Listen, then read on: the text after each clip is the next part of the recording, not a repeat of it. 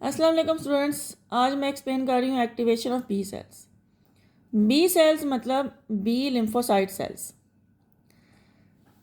B lymphocyte which are type of white blood cells, macrophages और T lymphocytes का immunity में role already मैंने last video में explain किया था। अब है role of B cells in third line of defence और in immunity. Activation of B cells वाला जो टॉपिक है वो पैराग्राफ की फॉर्म में लिखा हुआ है बुक में। सो उसको मैंने ये फ्लो चार्ट की फॉर्म में कन्वर्ट किया ताकि आपको याद करने में आसानी हो, तो इसका आप स्क्रीनशॉट ले सकते हैं। अच्छा, अब इसको एक्सप्लेन करते हैं। Activation of B cells start होगा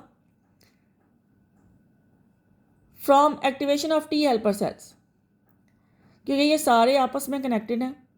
macrophages, then T cells, then B cells. Macrophages ने टी सेल्स को एक्टिवेट करवाया था, टी सेल्स ने बी सेल्स को एक्टिवेट करवाना है। So starting from activation of T helper cells, when T helper cells are activated they release interleukin 2 protein, and this protein then causes the proliferation of T cells and B cells. Proliferation means division, ताकि वो number में increase हो सके। सो B cells को proliferate करवाया interleukin 2 ने और stimulate भी करवाया।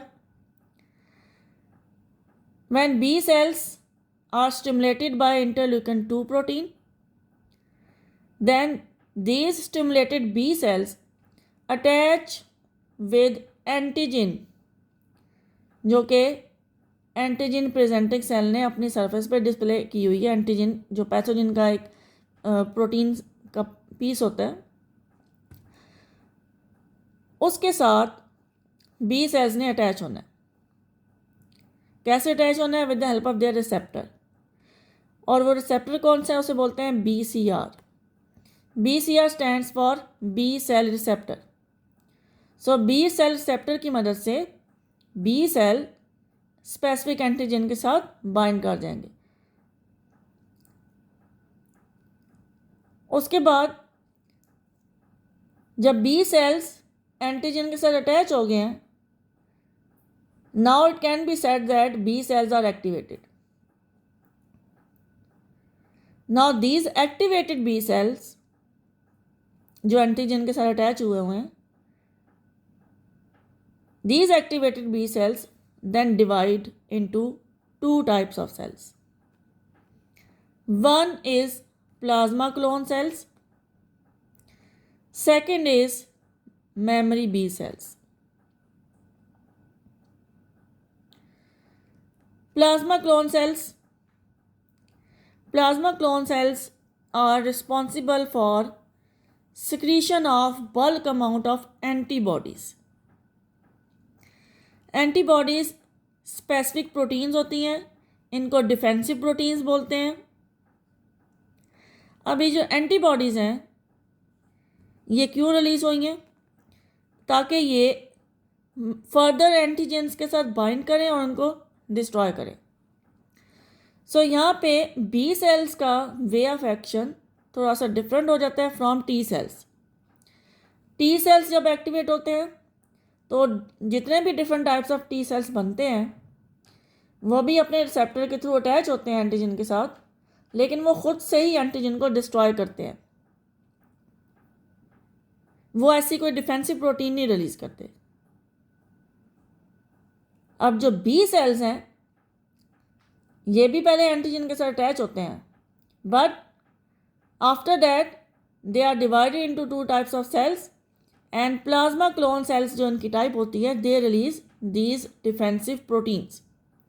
और फिर ये जो प्रोटीन्स एंटीबॉडीज़ ये फर्दर स्पेसिफिक एंटीजन्स के साथ बाइंड करती हैं और उनको डिस्ट्रॉय करती हैं। उसके बाद मेमोरी बी सेल्स का क्या काम है?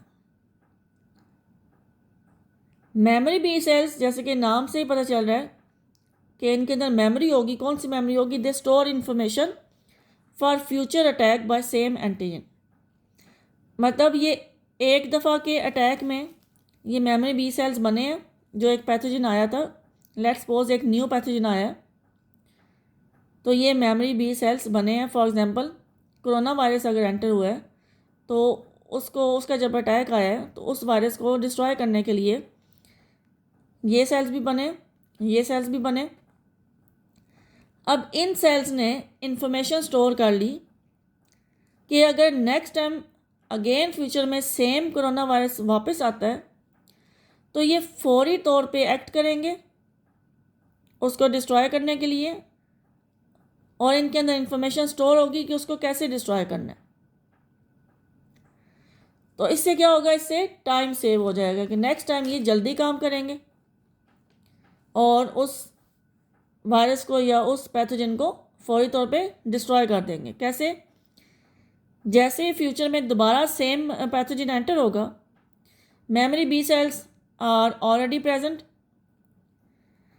ये फौरी तौर पे डिवाइड हो जाएंगे। किस में? ये डिवाइड होंगे again into plasma clone cells and new memory cells. और फिर ये जो प्लाज्मा क्लोन सेल्स होंगे वो सेम एंटीबॉडीज़ बना लेंगे जो फर्स्ट टाइम जब वो पैथोजन एंटर हुआ था तो बनी थी, ये वाली एंटीबॉडीज़। सो ये जो सेक्शन है, ये जो लिखा हुआ है, it is for second attack by same pathogen. तो सेकेंड अटैक के लिए मेमोरी सेल्स ने इंफॉर्मेशन स्टोर करके रखी हुई है और ये फौरी तौर पे एक्ट करते हैं। So this is role of B cells. Again repeat कर रही हूँ, जब टी सेल्स एक्टिवेट हुए थे they release interleukin 2 protein.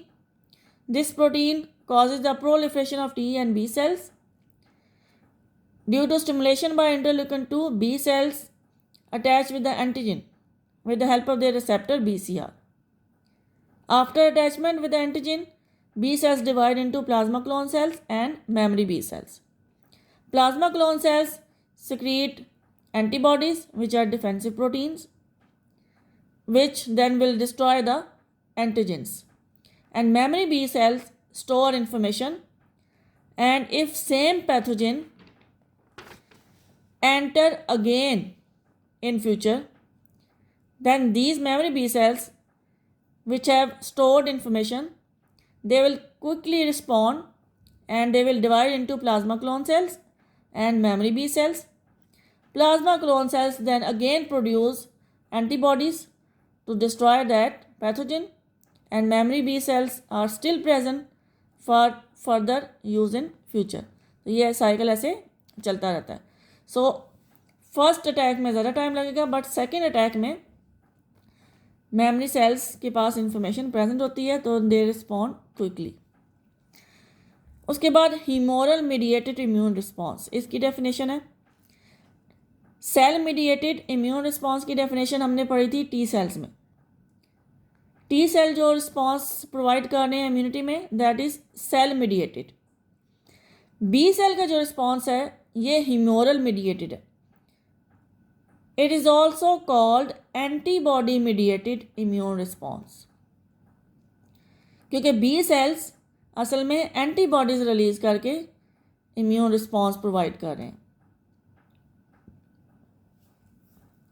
That's why it is called हीमोरल या एंटीबॉडी मीडिएटेड इम्यून रिस्पॉन्स। तो ये उसकी डेफिनेशन है। प्लस बी सेल्स के बारे में एक लाइन लिखी हुई है कि बी सेल्स कहाँ पे बनते हैं। जैसे हमने टी सेल्स का भी लिखा था, मैक्रोफेजेस का भी लिखा था, मोनोसाइट्स, इस तरह से बी सेल्स के बारे में भी लिखा हुआ कि they are differentiated in bone marrow.